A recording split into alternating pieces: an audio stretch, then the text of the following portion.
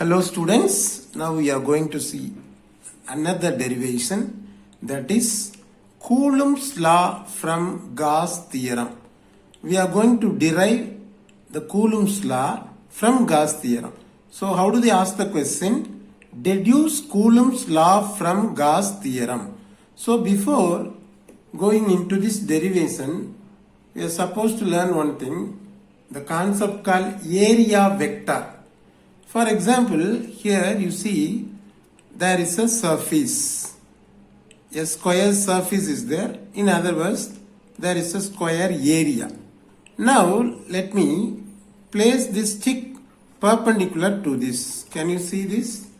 I am placing a stick perpendicular to this surface.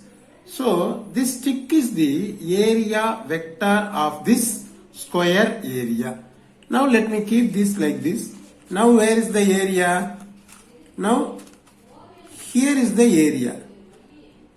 Now how can we place the area vector perpendicular to this surface? Like this. So this is the area vector for this surface. Hope you would have understood the concept of area vector. Now let me show another thing. There is a spherical ball. Here is a spherical ball. Now this is the surface of the ball.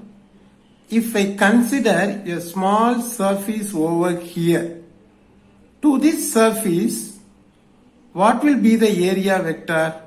This will be the area vector. So here, this will be the area vector. For this side, this will be the area vector. For this side, this will be the area vector. So any vector which is drawn perpendicular to a surface is known as area vector. So with this concept, let us move on to the derivation.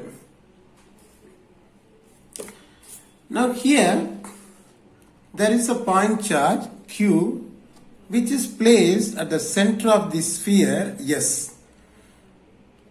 The radius of the sphere is small r, and this sphere is taken as the spherical Gaussian surface around the point charge Q, which is located at the center of this spherical Gaussian surface. Here at the center, the charge which is present over here is nothing but a positive charge. Now, how do the electric lines of force emerge? It emerges radially outward in all the directions. Now let us take a direction, this one. So what is the direction of the electric field in this direction? This one. That's why I have put an arrowhead over here and I have written E vector. Okay. Now in this Gaussian surface, I am going to take a small element in this portion.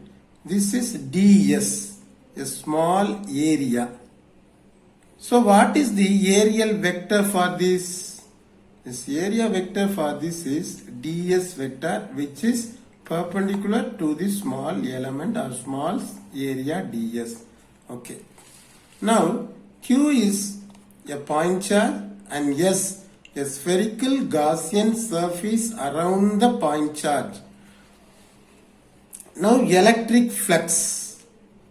We know the expression for electric flux, that is pi E is equal to surface integral of E vector dot ds vector. So here what is there over here? The dot product of two vectors. In mathematics, you might have studied what is the dot product of two vectors?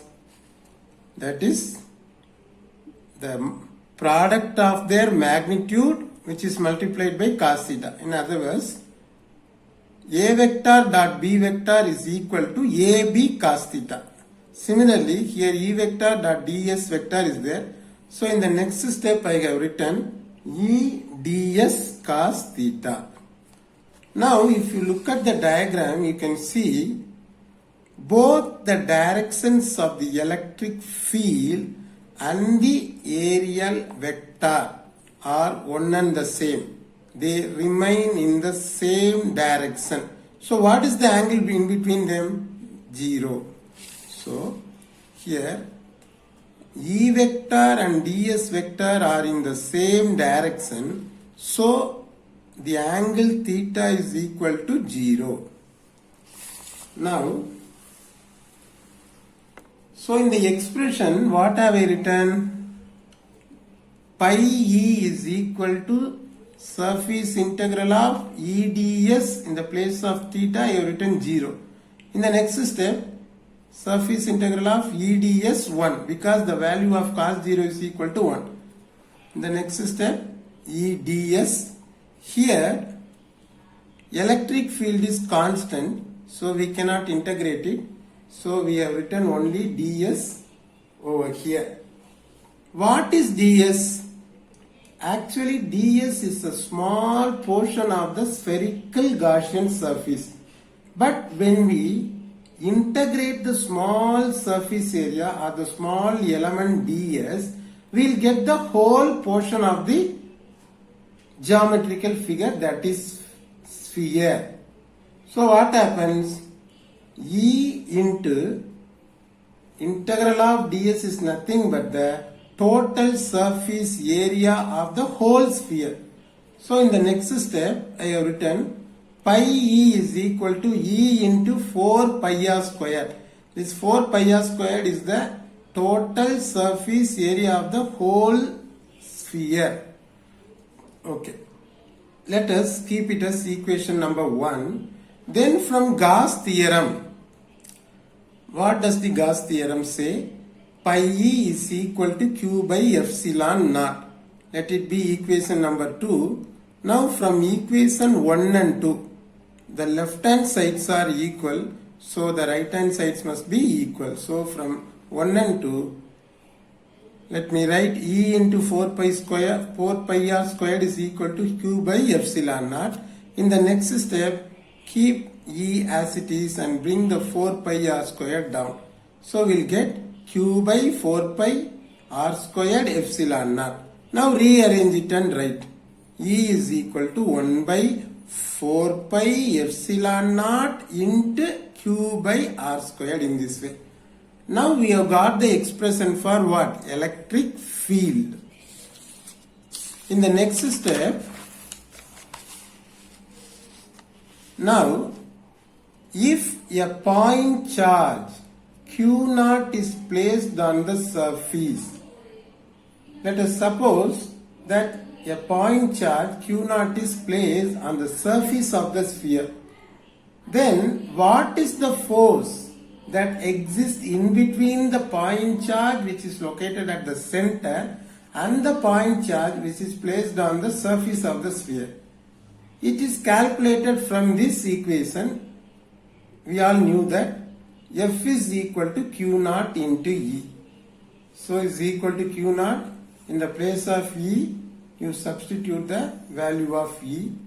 Then in the next step, Q naught into Q naught by R squared, here 1 by 4 pi epsilon naught. Now we get F is equal to 1 by 4 pi epsilon naught Q naught by R squared. This expression is nothing but the Coulomb's law. So this gives the Coulomb's law. Thus, we have derived the expression for Coulomb's law from Gauss theorem. Okay, with this derivation has come to an end. We'll meet you in the next video. Like, share and comment and subscribe our channel and click the bell button for more videos.